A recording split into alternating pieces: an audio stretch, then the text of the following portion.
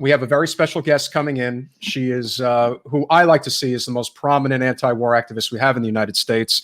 You know her for decades now, what she's done to speak out against the war in Iraq. Founder Libya, of CODEPINK. Founder of CODEPINK. And is just generally the voice of reason regarding like regime change wars that people just are forgetting that we're doing left and right all over the place. She calls out all of the DC warmongering think tanks, and they don't like it. And that means that's a good thing. So we're more than pleased to welcome Medea Benjamin to the studio. And let me say that Medea also is more than willing to put her body on the line. As I remember watching her getting carried out of, what was that you were getting carried out of? And you were talking about Iran. And it was about, was it Don't Iraq Iran? Like you were getting carried out of a room from a podium. Oh yeah, that was when the U.S. envoy, well, hello, by the way. Hi. You both. Great to see you again. That was when the U.S. envoy for against Iran, Brian Hook, was giving a talk about why it was right for the U.S. to leave the Iran nuclear deal and why Iran was not a normal nation. And I got up to say what a ridiculous speech he gave, and how, why is it that Saudi Arabia is a, quote, normal nation? What makes Saudi Arabia normal and Iran not normal? And then went through a whole litany of things that Saudi Arabia was doing, and how this administration was trying to take us to war by going out of the Iran nuclear deal. We only have how many days left? 10, 9? Yep. The countdown. So let's hope we can get through it without him taking us to war in Iran. But things are really bad. And today was another blow in that the Trump administration just put Iran on the list of state sponsors of terrorism as a final blow. They put Cuba on as well. And this is a parting gift to the Biden administration, because it's very hard once you're on that list to be taken off.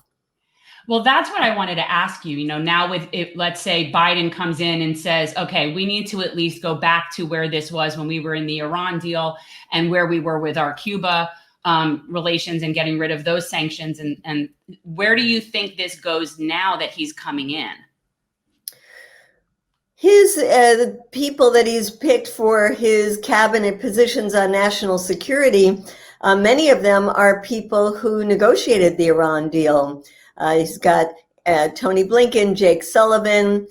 He just named 2 other positions, Wendy Sherman, who was a key negotiator, and the person he just nominated to head the CIA, William Burns, was somebody who behind the scenes was setting the stage for the negotiations. So there are quite a number of, and then let's not forget John Kerry, whose position is on the environment, but he was the key negotiator for the U.S. when he was Secretary of State under Obama. So they've got quite the team in there to get this going, and they want to, but we have to recognize that there's all kinds of forces that don't want this to happen, from the U.S. allies, Israel and Saudi Arabia, to powerful donors in the United States, to the Republican as well as the Democratic Party, lobby groups like AIPAC, the war machine that likes to have enemies. So we shouldn't assume that the Biden administration is going to be able to do this quickly. And now with this recent announcement of putting Iran on the state sponsor of terrorism, it takes a while to get that reversed. It just can't be done by executive order on day one. So this is really meant to slow things down, put another obstacle in the path of improving relations with Iran by rejoining the Iran nuclear deal. Yeah. I mean, you had to figure that he's such a petulant child. Like, you had to figure he was going to basically set things on fire on his way out the door. Oh, but you know what? I made a mistake. It's not that they put Iran on the state sponsor of terrorism list. It's that they put the Houthis in Yemen. And that is to get at Iran and make it harder to improve relations with Iran. Yeah. Medea, I think there's a lot of things that people look at Trump's presidency and, what is the blackest eye? I personally think that the worst moment in his presidency was when he vetoed ending the genocide in Yemen. The fact that it passed the House and the Senate and really could have, I mean, God knows how many lives could have been saved, and, really could have been rolling back a lot of the issues that exist in the Middle East still. One of the chances that Biden will ultimately allow that bill to make it to his desk if they want to, submit it again and, really start to unravel this, this endless war problem that we do have. Well, I guess it's a matter of how optimistic you are that Biden will be willing to stand up to the Saudis regarding Yemen. Yep. Yeah.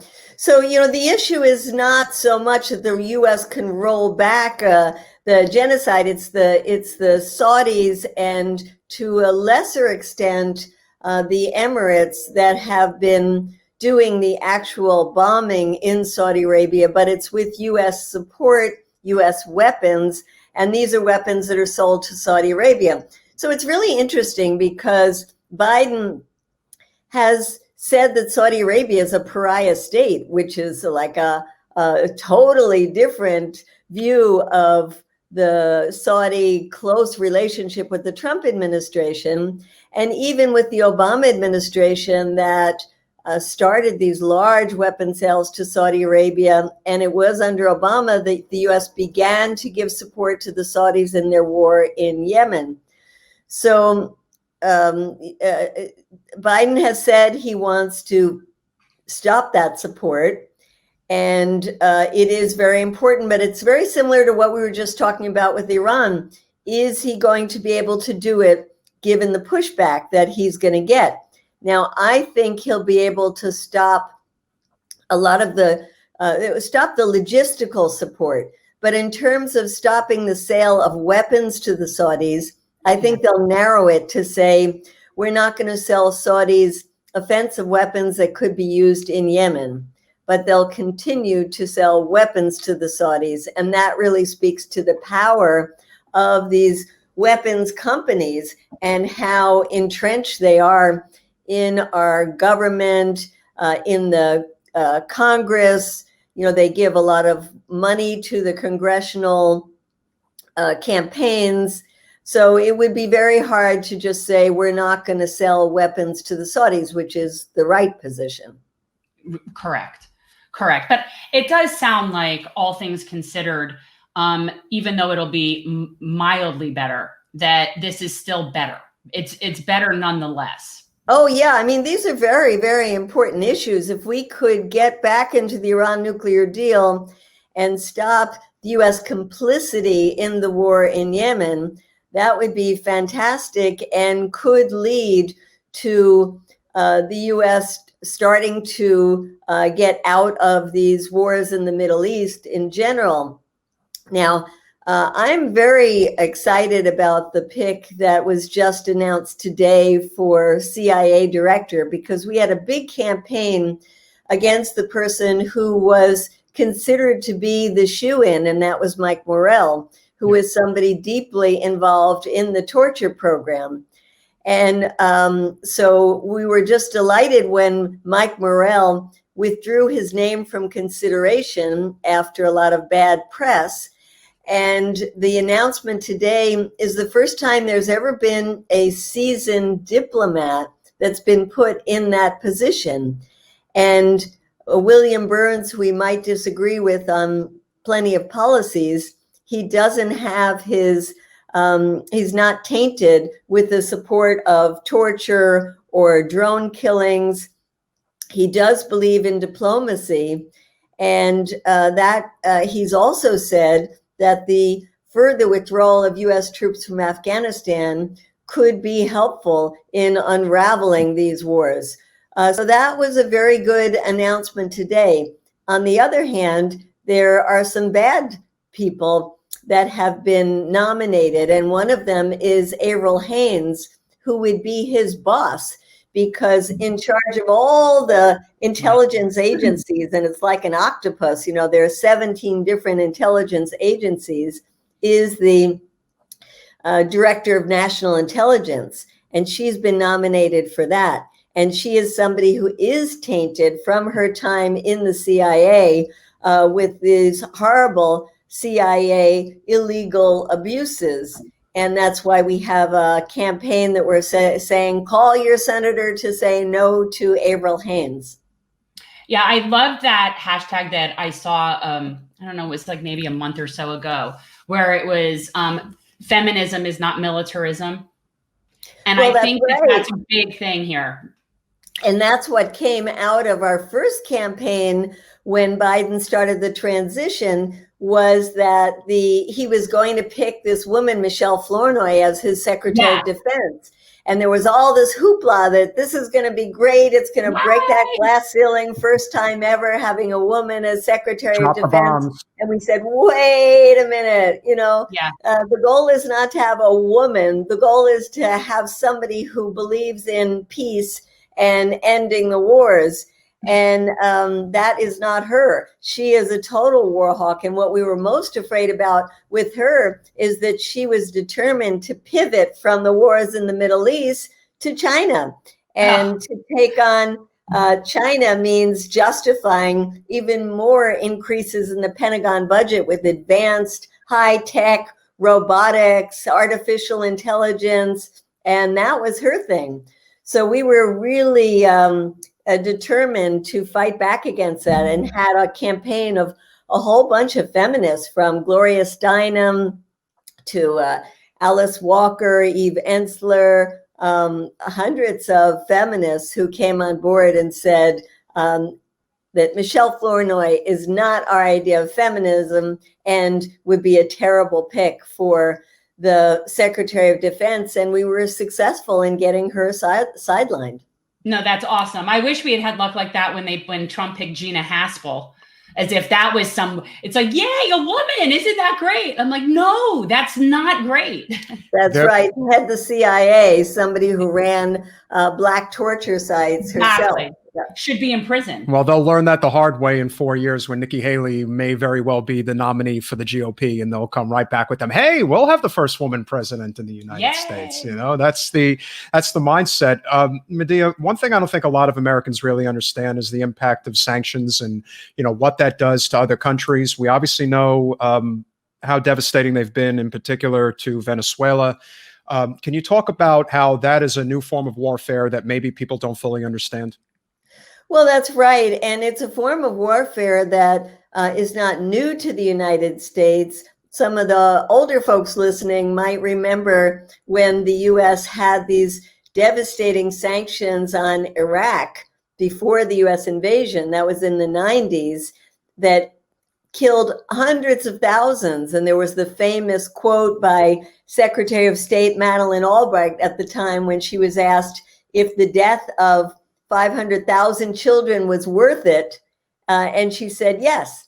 Yes. So it was brutal sanctions against Iraq, but it's been under the Trump administration that these sanctions have really proliferated, to the extent that about a third of humanity is under some form of U.S. sanctions, and the worst ones are Venezuela, Iran, North Korea, Cuba, but they extend. And of course, the big one would be China, which the U.S. has sanctions on, but not the same kind of sanctions.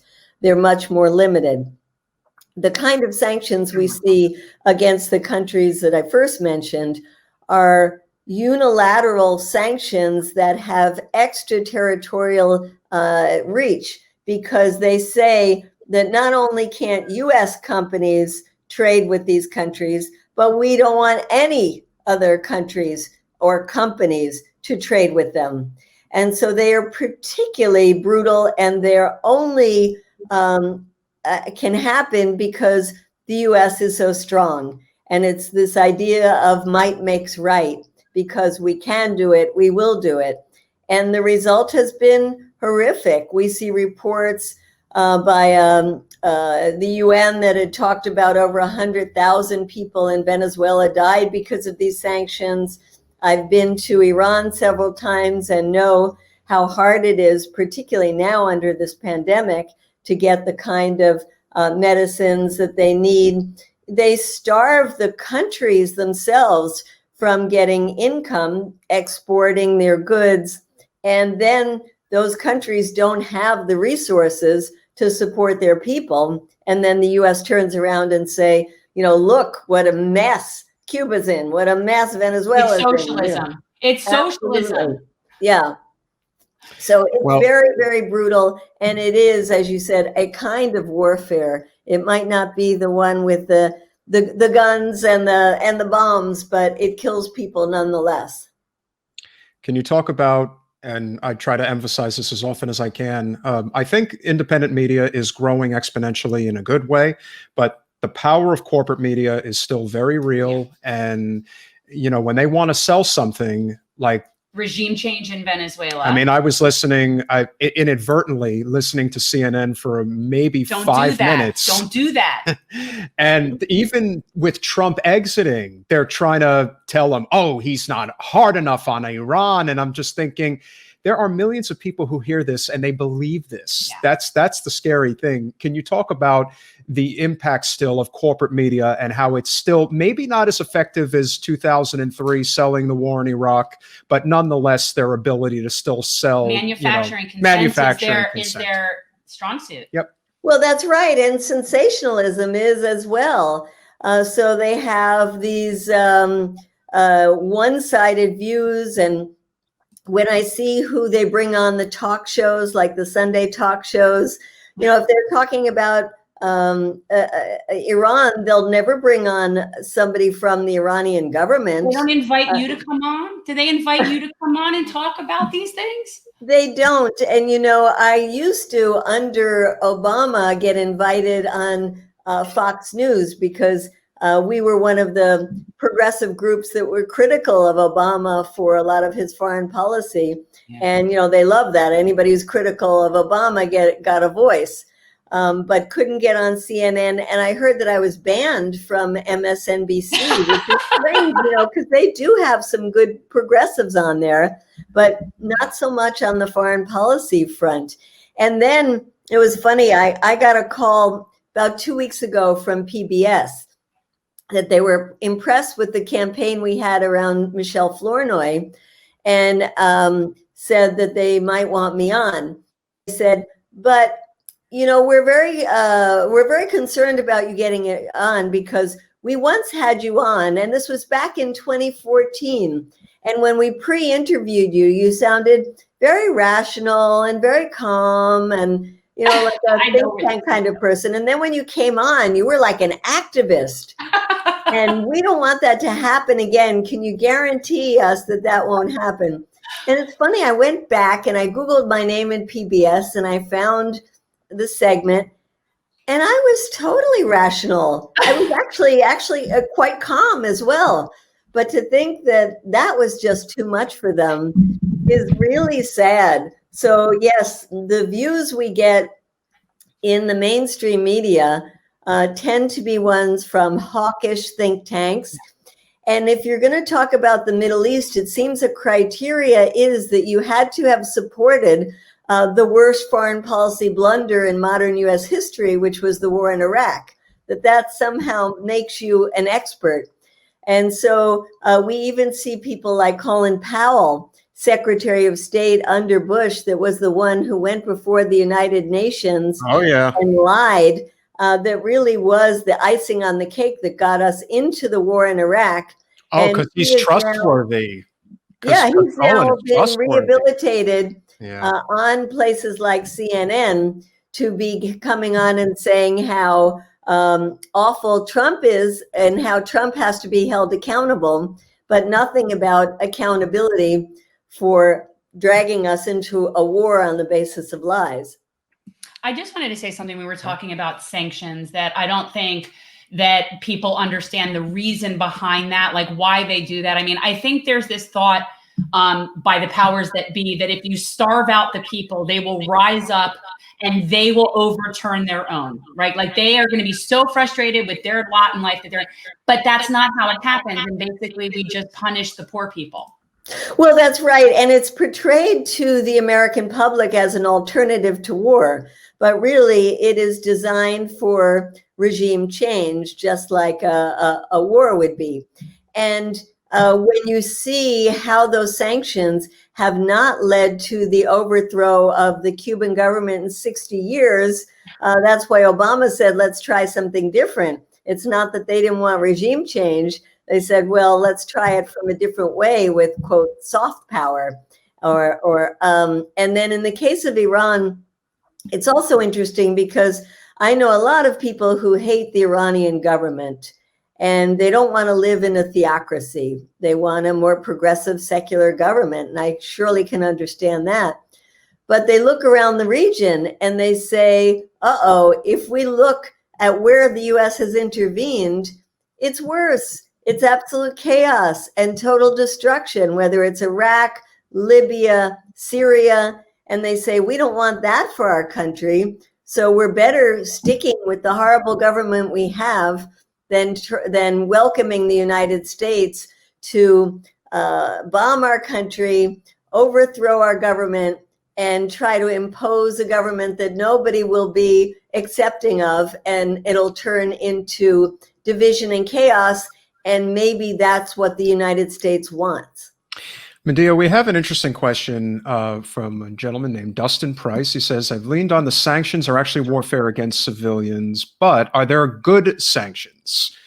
Is there such thing as good sanctions? Yes, it's a very good question. And, you know, I tried to start that by saying that there are a third of humanity is under some kind of sanctions, but they're not all these sanctions that are collective punishment against an entire population. There are good sanctions, and good sanctions can be against narco traffickers. They can be against human rights abusers.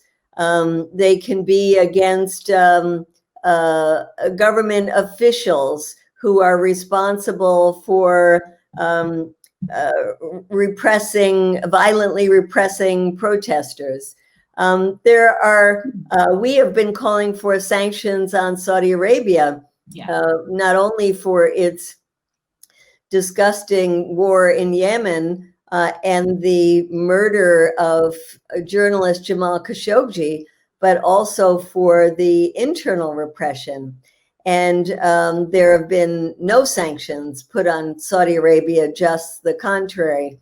There are sanctions that would stop the U.S. from training officers of those countries, which could be a good thing. There are sanctions that would stop U.S. sales of certain weapons to certain countries. That would be a good thing. So yes, it's a great question, and there are good sanctions. Right, just not consumer goods that hurt people and medicine and all the things that people need. I mean, I think that the key is, who are you hurting? And when you follow the trail and you're hurting regular people, then that's not good. That's right. Any sanctions that affect the entire population are not good. Yeah. Medea, there's two particular places that I want to go as far as our current elected officials. On the one hand, I think we definitely have an insurgency, both on the progressive left and the libertarian right, that are, I would say, safely anti-war. They really do not want this to be our future economy. But we saw what ultimately happened to Tulsi Gabbard when she ran for president and really put her foot down about regime change wars not being what we should be doing. And I've noticed, we obviously pay close attention to, people like AOC, for example, and I kind of see them backing off on certain language, whether it be, Julian Assange or, just any particular type of foreign intervention without actually saying, no, we need to be anti-war. Can you talk about the impact that the military-industrial complex has on the Hill in terms of, how they basically sink their teeth into most, if not all, of our elected officials? Certainly, when you look at the committees like the Foreign Affairs Committee and the Armed Services Committee, and you trace the money that those committee members get from not just the weapons companies, but the contractors to the military, it's a direct correlation. And It's mostly to Republicans, but a lot of Democrats as well. And that's why we've had a campaign calling on our congresspeople not to take money from weapons contractors and not to have their own funds invested in weapons contractors. We had a very interesting campaign, a short-lived one because it was successful, that we just did against one of our most progressive anti-war congresspeople, and that's Ro Khanna. Yeah. We found out when you looked at the filings that because his wife has money separate from him and is quite wealthy, they had a lot of money invested in weapons companies. And so we talked to him about it, and he said, it's my wife's money, but you're free to go after us, and maybe that will put pressure on her, and that might be good. And indeed, after a pressure campaign, the wife decided it wasn't worth it, and she got rid of her weapons investments. And that's just one, example where it reaches down even to the most progressive of our congresspeople. So imagine to those who don't see any problem with getting money from weapons companies or investing in them. They are, the Pentagon budget is so enormous, and a large part of that budget goes right into those weapons companies. And then a portion of that goes back into the election campaigns of our congresspeople. So it's this vicious circle that goes round and round. And then on top of that, you see the revolving door, which is so detrimental to a functioning democracy, where people who are former congresspeople then start or join these consulting firms that help companies get contracts from the Pentagon. So there are so many different ways that this military, industrial, congressional, security, university, think tank, etc. complex has its tentacles in our system and makes it less and less democratic. And that's why our campaign to divest is so important, and people can find it either on the CODEPINK website under the Divest campaign, or a separate. Is it codepink.org? codepink.org. Okay. So we're going to put that up here right now. Codepink.org. So guys, check that out, because there are things that people can do if, and divest from that would be helpful. And we need to do it. I have no investments, so it's not a problem for me. I don't have any. I have law school loans, so Well, but there are many people who have pensions, belong to faith-based institutions, and then our cities. And Miami is probably not a ripe city for that, but there are a number of cities that have either passed or are in the process of passing divestment resolutions. Yeah. We don't normally talk about her, but we will now, because she's one of the worst congressional representatives we have in the country. And I personally think because of her foreign policy record, that is what makes her so terrible. Can you talk about Wasserman Schultz and, more or less her? You have to be specific. I mean, I was thinking Venezuela. Venezuela's definitely, She has definitely been very prominently outspoken in favor of regime change. She has been hand in hand with Mario Diaz-Balart. I know that you're aware of this, and has very happily said, no, I support this person instead of their elected person as the head of their sovereign. Also been tracking her voting record. She always votes for the military budget. Yeah. She never votes against it. Yeah. And if you just She's look very at, hawkish. and if you look at where she takes her money from, particularly from Raytheon, Boeing, and I believe General Dynamics are her top three in terms of Department of Defense. It's just, I mean, again, I could go on and on with her. You talk a little bit about her and what you've seen from her, and you could be specific about Venezuela, but if you have something else, that would be great too. Yeah. Well, I want to thank you, Jen, for running against her, because I think it's so important to do that. And in the campaign, to be educating people about how bad her policies are. I see her, when we used to be able to go into Congress, would see her quite often, and know that just about on everything that has to do with foreign policy, she would be on the wrong side. And you remember the time that she accused me of... I can't forget that. It's the best. It's just the best. I can't. The fact that it was all over and done and she sent the Capitol Police to you, like, and nobody was hurt. Like, there was no damage, even if she did the whole thing. You could tell the story because it's just ludicrous. Well, just for your listeners to know that it was at a press conference that she was doing to announce a new Venezuela caucus that was designed for regime change. And she was there surrounded by these right-wing Venezuelans who are some of the most aggressive, undemocratic, just horrific people that I have seen, because we ran into them. Well, they ran into us, I should say, at the Venezuelan embassy when we were trying to hold the embassy as part of hopefully some negotiations between the US and the Venezuelan government.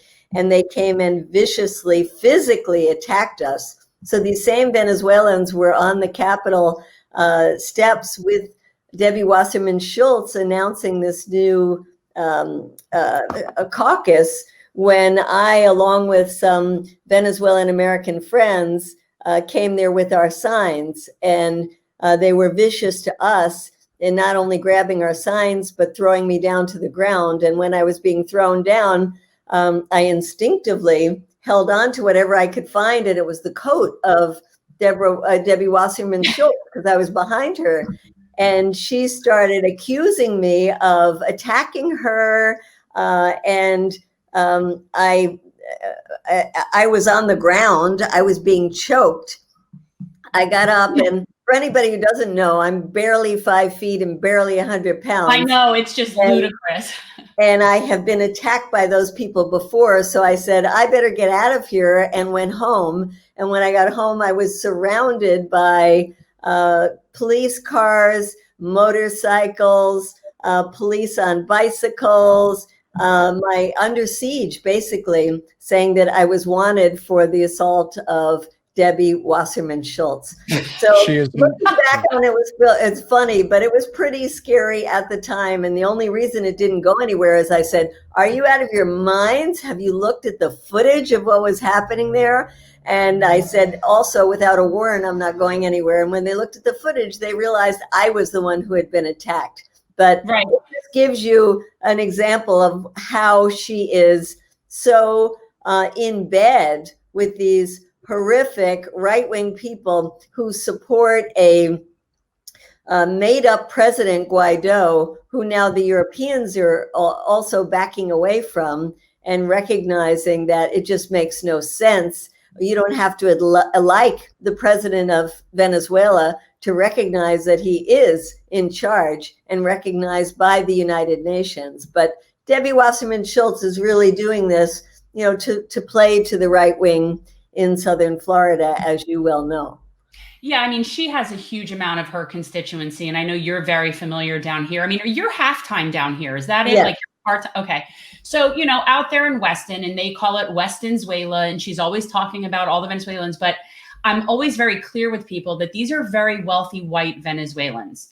And that is not representative of the majority of Venezuelans. And so that's the problem with that contingency out there.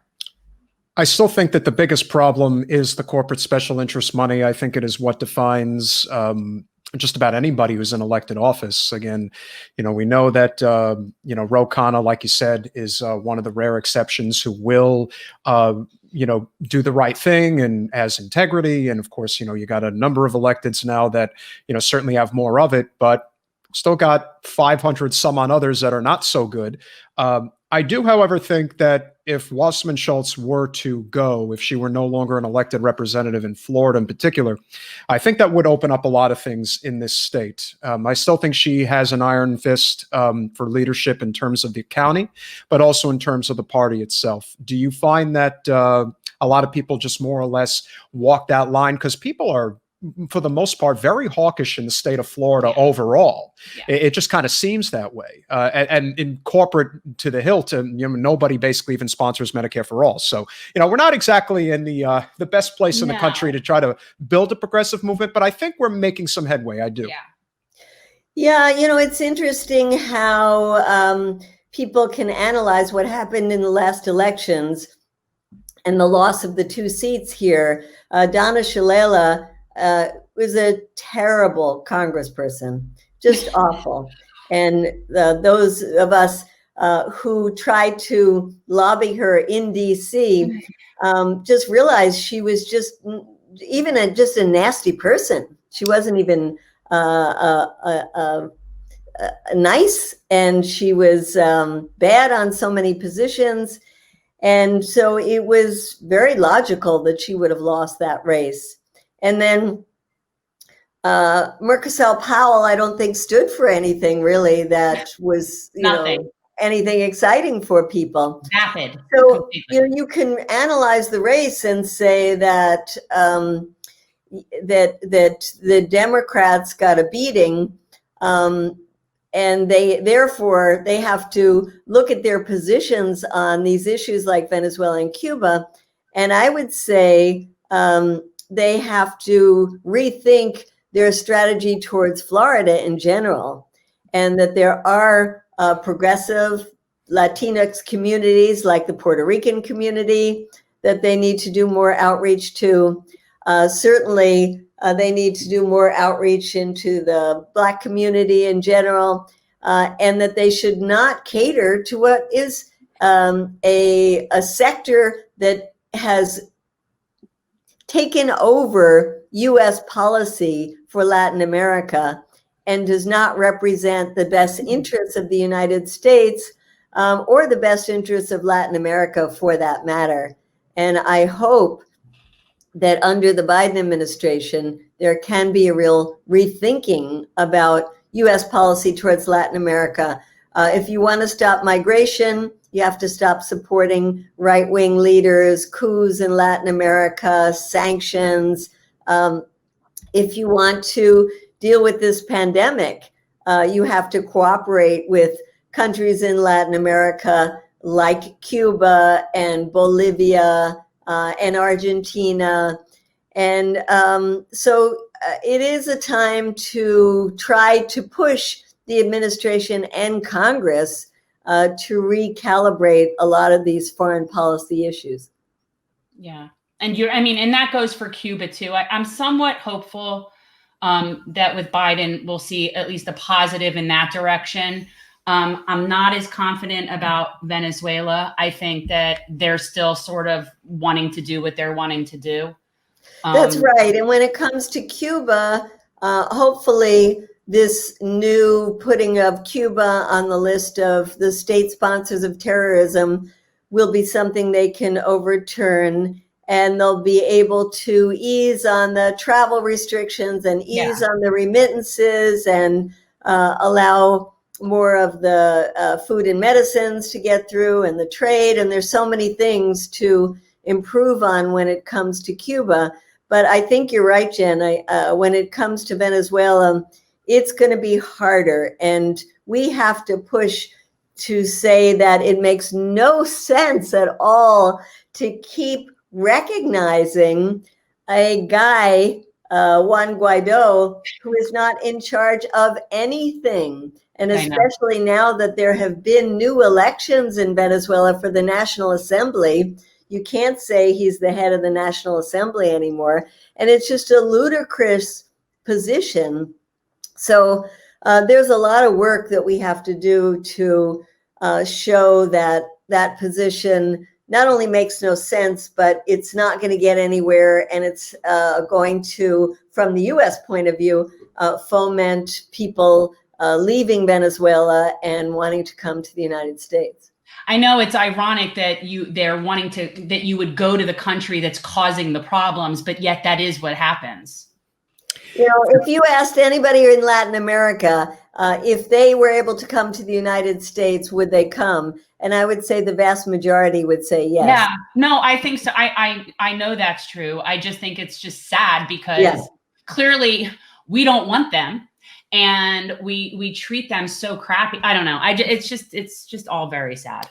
Can you talk about the importance of a Green New Deal and what impact that would have in terms of our foreign policy? Because most of our foreign policy, I mean, look, 25% of the world's crude oil is underneath Venezuela's soil. This is why I don't think they're going to be forgiving about Venezuela in the same way you could get them to give on Cuba. If Cuba was sitting on oil, then I don't know that we would be as forgiving with Cuba either. That's how I see it. But what I'm saying is having a domestic policy that allows us to get away from fossil fuels, I think would have a tremendous impact. It's all interconnected. I mean, the military-industrial complex pollutes the earth more than anything else. So I would think that being able to push a domestic policy that involves us not having to, chase down minerals and oil and things of that nature, if you could talk about the impact something like that would have, even if it isn't the Green New Deal, even if it's $1 trillion infrastructure bill that focuses primarily on clean energy jobs, the importance of what that would mean for our foreign policy going forward. Yeah, the U.S. is now independent in oil, thanks to things like fracking. And so it doesn't need the oil from other countries as we did in the past, except that the U.S. wants to control where that oil goes. And so whether it's the Saudi Arabia, where we take very little oil from Saudi Arabia these days, but still want to have some control over it, or whether we're talking about Iran or Venezuela, Iraq, big exporters of oil. So it really is about control. And you're right, if we transformed our economy so that it wasn't based on fossil fuels, and we had a deep investment in the kind of infrastructure we need, we could transform our relations all over the world. And let's hope that with the grassroots pressure, that we'll be able to get some real movement from the Biden administration, with John Kerry, the envoy there, with a good person as part of the EPA, with Deb Haaland as the Secretary of the Interior. We are in a good position to be fighting the powerful companies that are not just the oil companies, but others, and Wall Street, that are so invested in this destructive status quo. I was talking to somebody today who is a Cuban American who just returned to Cuba for the first time since she had left there 20 years ago. And we were talking about what she was calling a communist government, and she works in the energy field. And she says, well, I hate communist governments, but, and then she started talking about China and said, when I see what China does in terms of the investments that they've had in electric vehicles, their investments in fast trains, their investments in solar energy, she said, I'm so jealous of what they're doing. And it was funny to hear this woman saying, maybe there's an advantage to a one-party state that can just get things done and doesn't have to fight against the corporate interests that hold us back. And I thought it was quite funny. But yes, you're right. We have so much opportunity in transforming our economy that would allow us to have a good neighborly relationship with countries around the world instead of trying to dominate them and needing this huge military. And that's why it's so important this year that we also focus on the military budget, educate people more about the enormous spending into this black hole of the military that sucks us up more than 50% of our discretionary funds, and that keeps us in this cycle of war, and that is going to use the, quote, threat of China as a justification to just keep building up this military, and to say that we've got to start chopping away at that budget. And there was a bill introduced by Barbara Lee that just kind of set a marker. I mean, we knew that it was not going to go anywhere, but it set a marker of saying, let's cut $300 billion from the Pentagon budget, which is almost half. And for us, that is serious. And it's what the Poor People's Campaign is calling for, because they know you can't fund Medicare for all. You can't get free college education for students and these big infrastructure Green New Deal projects unless you really seriously cut the Pentagon budget. So I'm excited about the challenge under Biden, who is not interested in cutting the Pentagon budget, to be pushing forward on that. Yeah, we were always big into pointing out that Debbie was actually one of 30 Democrats that wouldn't even support cutting the Pentagon budget by 10%. 10%. And she couldn't see fit to that, and she couldn't agree to pulling out of Afghanistan either. I think the difference now compared to, where we were, as I was saying the other day, when Obama took over in 2009, I do think that there is a growing movement, but I think you've probably observed lately, there's a lot of egos on the progressive left. There's a lot of people who want credit for things. And what are your recommendations as far as how we continue to build this movement that is a combination of, obviously economic populism, but also an anti-war movement as well? Because there's always the threat, especially with Biden's history, that, we could get involved in another conflict. And quite frankly, we can't seem to end any of the conflicts we've been in for, in some cases, 20 years. Yeah, when the Biden administration was going into the transition phase, we have been on some calls with their foreign policy people to push our foreign policy agenda. And there is a campaign that a group was starting called No Honeymoon for the Biden administration, which I thought was great. And then Wednesday, we had that horrific insurrection. And now the threat of these white supremacists not only coming to the nation's capital, but capitals all over this country on the days before and perhaps even the day of the inauguration. And we have to recognize that the biggest threat we are facing is internally from this white supremacist crazy. We did talk a little about mainstream media and alternative media, but there's so much crazy media out there that just fuels these conspiracy theories. So we have an internal threat that we have to deal with, as well as the pandemic, economic crises as a result of that pandemic, and the climate crisis. So we have all of this happening at the same time.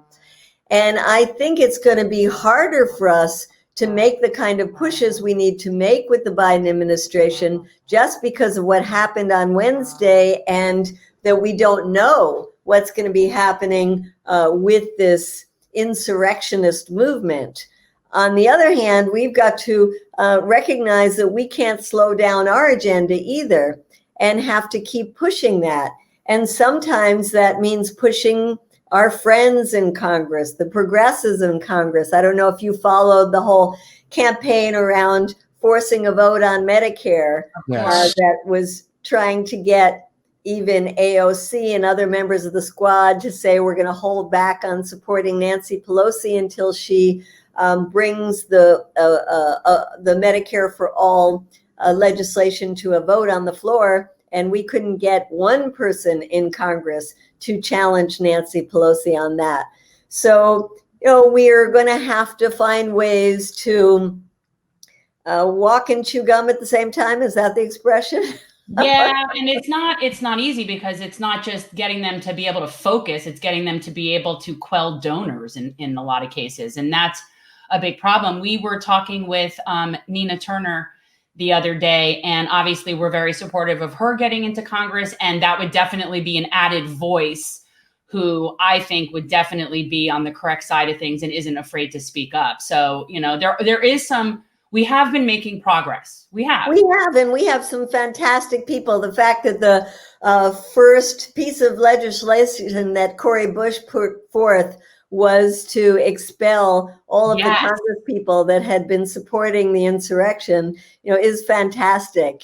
And just so people know, Rick Scott's on that list, so we could and get Rick Scott is on that list. I know. Here's Carlos hoping. Jimenez as well. Yeah. And I wonder, I don't spend my full time in Florida, so it's hard for me to organize or to know who are the real organizers. But I've tried to put out feelers yesterday and today to say, isn't somebody organizing some protests at the offices of Rick Scott and Jimenez? And I have not gotten a response. So if you know anything or want to help organize, I'll look into that. Yeah. I'll look into that. I haven't been to a nice organization at Rick Scott's office. I've been to little Marco's office a few times. I don't think he ever goes there, by the way, but yeah.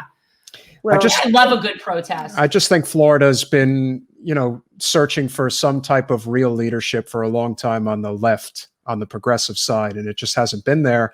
And, we're trying to do our part down here. I think there could potentially be a very solid candidate in Anna Eskamani running for governor. We'll see if that ultimately comes to fruition. But it is going to take a considerable amount of time and effort. And I know a lot of people are very anxious right now. I do think one of the reasons, listen, there's always going to be the crazies out there that listen to Trump and think what he says is gospel. But, I also think there's a lot of people that were looking to go to DC because of the impact that COVID has had on their livelihoods, and they're tired of their government not working for them. The economic populists. The economic populist is a very different segment of that group. But I don't think to me, that might be people that were there in protest. Yes. But those were not the people. No, not the people that were charging in. Now that's different. That's what I think. That's different. But I do think that Biden is going to have to recognize very quickly that if he does not give some type of legitimate economic relief to this country and doesn't strongly consider at least emergency Medicare for all, there's going to be a serious problem in this country, because this is going to get worse. We see it all the time. The evictions are ramping up like crazy. You can only squeeze people so tight for so long. And, Jen's very friendly with Max Blumenthal. And, even he says, this country's not much different than a third world country. No. We're really not anymore. Well, you're friends with Max. I know you're friendly with Max, but what we're seeing lately, it's interesting that people are so shocked and surprised. And, people that have been paying attention really recognize us for the banana republic we have become. Like, this is not new. Our Congress, our legislature works like a banana republic. People are bribed and paid off and quid pro quo. And this is not new. They just don't like seeing the ugly from the outside. That's what it is. They're okay with corruption and filth and stuff going on as long as it looks nice and clean and professional. Well, just the fact that our elections are so full of money, whether it's corporate money or rich individual money, or even the more grassroots crowdsourcing money, just the fact that you need so much money to run for office and win office in our country just shows how undemocratic our system is. And yes, I think now it's been exposed, and particularly from the pandemic. And I agree with you totally. Biden says he wants to fulfill the $2,000. Hopefully that'll be right on the agenda as soon as they come in. And they need to produce for the American people. Otherwise, in 2 years, it's going to be a Republican majority in the House, and they'll win some Senate seats. And then in 4 years, we're going to be in really big trouble. So I agree there. Should we address this question here? Yeah, I thought so. I put it up because I think it's interesting. And I actually think everything is always used as an excuse to expand the security state. So to me, that's just, yeah. So the question is, will this be an excuse for Biden to expand the security state? The chickens have come home to roost. And I would say absolutely. And it's an excuse for the Republicans and Democrats in the House and the Senate who passed the Patriot Act, who have allowed this wholesale violation of the privacy rights of American citizens, and have allowed particularly the violation of the Muslim community and communities of color in general. And while you would think that the rounding up of people who participated in the siege of the Capitol would be something that might be restricted to those people. It won't be. No. It will be expanded. And just on the level of the Capitol itself, I have my, when I'm in DC, literally, my office is in the Capitol.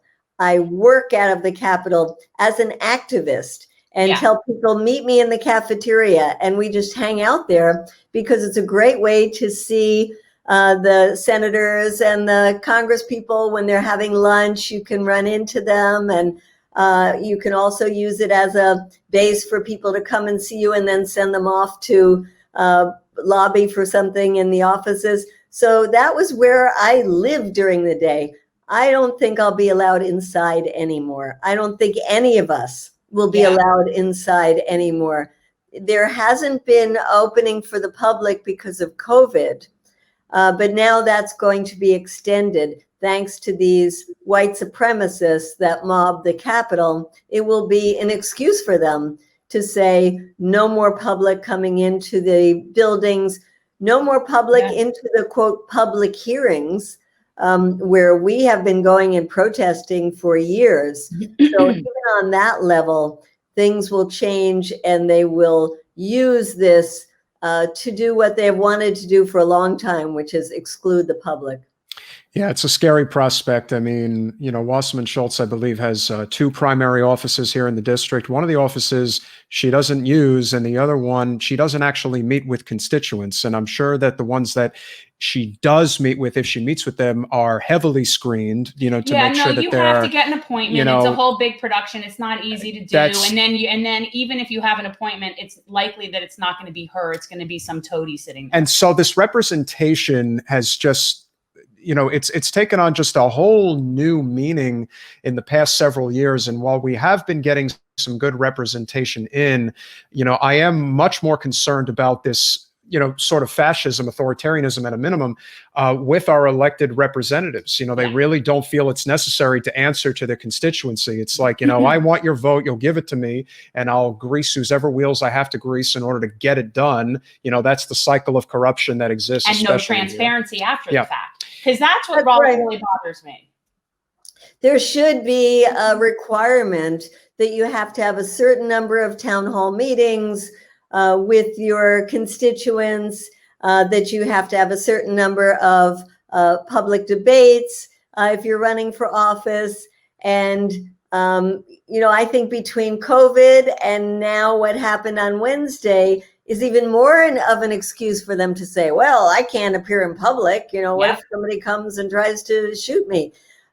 So even on that level, they try to hide from us already, unless you're a big donor and want to go to somebody's home for a fancy party.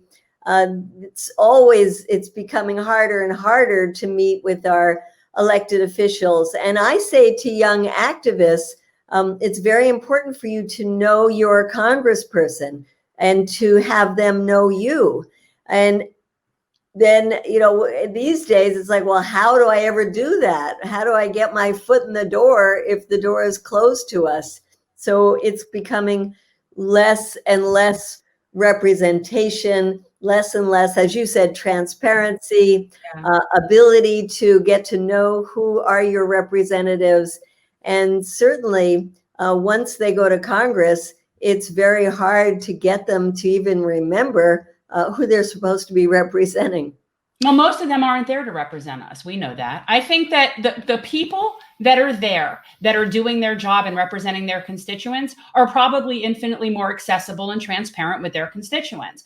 But we know that's a very small amount of people there. The majority of people there answer to big corporate donors. And so they don't think they owe their constituents anything. I think we have to find a way to really bridge the divide that exists right now, because there are people who are just looking for reasons not to get along with certain people. You saw that with the Force the Vote initiative.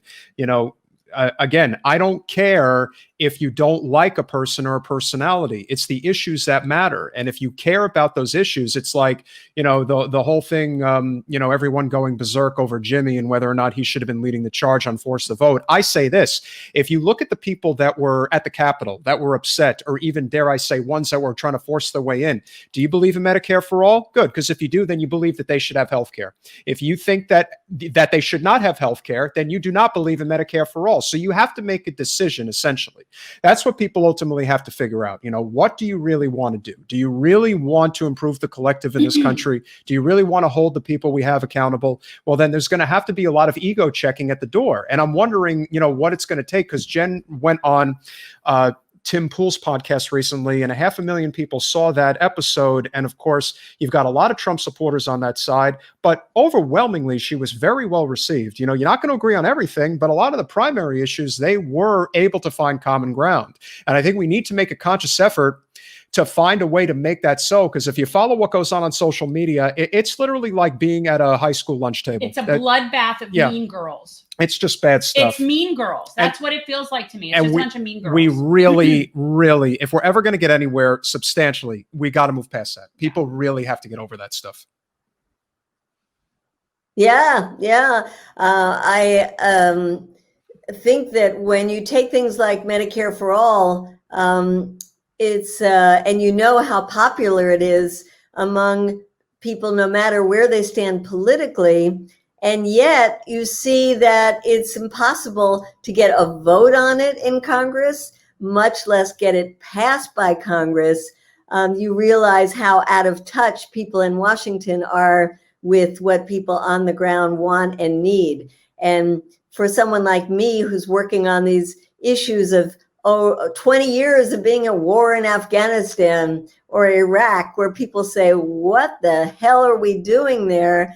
And you even see that veterans, Republicans, independents, libertarians, they say they don't support the wars and they don't understand why we're still there. And they feel that it was a big waste from the beginning. That's a strong message. And yet, will we be able to stop the Biden administration from 4 more years of war? At this point, I'd be happy if we can get him to not start any new ones. Yeah. That's where we've gotten since Obama. Where I've gotten since Obama is if we get a president that doesn't start new wars, that's a bonus. Although let's be careful, because that's what Trump supporters say that he didn't do. But he didn't, but he didn't do sanctions being a kind of war. How much he increased the droning. It's again, there's they're all on the same team and it's not ours. And I think that's the key point. If you're interested in bombing poor brown people across the world, you're just not on my team. That's just what it's just, you're just not on my team. And when I don't care if you're red or blue, like that's irrelevant to me. And I just wish more people understood how this works. No, I do. It's so sad to see the couple of efforts that Trump did make to stop conflicts, like meeting with Kim Jong-un in North Korea, or trying to withdraw some troops from Europe. Like, why the hell do we still have troops in Europe, or even in Syria? And he got such pushback by he got attacked from the right and Democrats. What? By the left. The left attacked him from the right. Well, you're not doing it the right way, Trump. It's like I see, that is just, to me, we don't have time for that. I don't care if somebody's doing the right thing, then they're doing the right thing. That doesn't mean I like it. After 20 years, it's precipitous. Yeah. We'll never forget a lot of the things that were done to Trump were done specifically to ensure that he didn't win re-election. Ironically, he would have cruised to re-election if not for COVID. It wouldn't have even been close. And so I think we have to continue these conversations. I think it is essential that more people hear your message as much as Jen's. And I think we will do whatever we can to continue this, because it isn't a red or blue issue. This is a corporate versus non-corporate issue. And nowhere is that more clear than when it comes to our foreign policy. It really is. They're all the same. One thing I want to plug, which is every Tuesday evening now, we're having a gathering online for education, but also action. So we get people on, sometimes they're Congress people like Ro Khanna, Barbara Lee, sometimes they're great activists. It's CODEPINK on codepink.org. Yes, and Okay. it's on CODEPINK. You can go to codepink.org/CODEPINK Congress, or you can find it just on the CODEPINK site. But it's every Wednesday, 8 p.m. Eastern time for the action meetings. No, that's great. That's how people need to be informed. People need to get their information from things like this as opposed to turning on MSNBC. This is where you're going to get actual information from people that know. And at the end of the call, we all stay on the line and start calling Congress. So it's for real. Or we write letters to the media. So it is education and action. So anybody interested, join us on Tuesday evenings. That's awesome. Is it Tuesday or Wednesday? Tuesday, every Tuesday. Are you saying CODEPINK.org, CODEPINK Congress? Every Tuesday at 8 p.m. That's awesome. I'm going to have to check that out because that's good. Medea, before you go, is there any projects that you're working on right now that everybody should know about? Well, that is the one, because on the Tuesdays, we talk about all the projects. So tomorrow's going to be about the Pentagon budget with a group called People Over Profits. The week after that is going to be experts on Yemen. Then we have the best people on Iran, like Trita Parsi, coming the next week. So the project is all, it's mixed in with all of the things that we're actually doing. And my latest, my big campaign now is to stop the confirmation of Avril Haines as director of all the intelligence services. Yeah, that's... All right, I'm going to have to check that out. I think I'll jump on there tomorrow night. I wish I knew that was existing. That's really cool. There's nothing that the corporate media stifles more than an anti-war message. No. They will move heaven and earth to get that done. The one thing I will say about Bernie is that, he really changed the game when it came to Medicare for all. I don't think he did enough when it came to the anti-war message. No. And I think that would have had an even greater... But he is the person that introduced he's the person who tried to get us out of Yemen and take back the AUMA, which, that's the other issue. And he tried to mention Palestinian rights. And oh, yes. A whole... I was going to say to you, at some point I could have you back and we could have like a whole Israel conversation because, here in South Florida and specifically in this district, that's a huge issue. And it's not an easy one for somebody in this district to address. Like it's very, very, I call Israel the third rail. Yeah. And maybe I can recommend my colleague, Ariel Gold, for that because she's really good on that.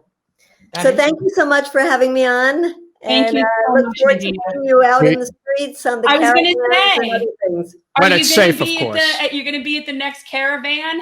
Yes, and please let me know if you either find out or can help to organize something at Rick Scott's office or at Congressman Jimenez's office. We do have some really solid organizers down here. It's all about knowing what you should be doing, about how, it's about a lot of people want to be involved. They just don't know how to be effectively involved. We're doing what's known as GenCore, which is service to the community. We're trying to do what we can to make that impact. And the more people recognize, what they can do to get involved, they will get involved. And I do think that we'll work on this. Yeah. I'll figure out something. Any excuse to go after Rick Scott. And the last thing I'll mention, Medea, is that I really think there has to be a conscious effort to extend that olive branch, especially to people who either voted for Trump or are on the right, but they are anti-war as well. Yes. And there has to be this consensus of, I'm tired of all this money going to the military when it doesn't need to. It's one thing to support your troops. It's another thing entirely to support Raytheon, Boeing, and General Dynamics. Correct. That's the change that needs to happen. And with you leading the way, I have no doubt we're going to continue to get there. So thank you so much for coming on, and we hope to see you again soon. Okay, great working with you. Bye-bye. Bye, Medea. Thanks for watching. If you want to support our mission to transform politics into service, please like this video, subscribe, follow us on social media, and consider joining our Patreon, where you'll get early access to our interviews as well as other exclusive content. Links are in the description. Peace out.